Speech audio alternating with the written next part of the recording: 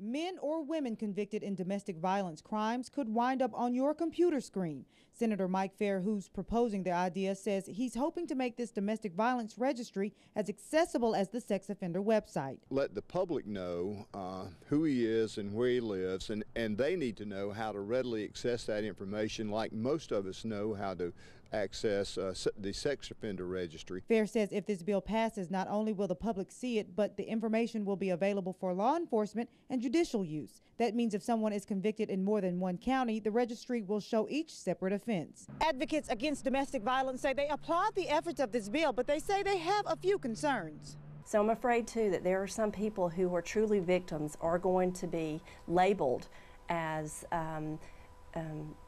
domestic violence offenders, and they're truly victims. Vicki Callahan with Safe Harbor says occasionally law enforcement has to deal with domestic violence cases not knowing who initially started the fight and arrest both people involved. She's worried a victim could fall through the cracks and end up on the registry. Unless we are very careful and understand the implications of all that we're doing, what we think may be helpful to them might actually be hurting them. The senator says lawmakers actually plan to seek the advice of advocates against domestic violence in hopes of protecting the victims at all costs. In Greenville, Beverly Tanner, 7 on your side.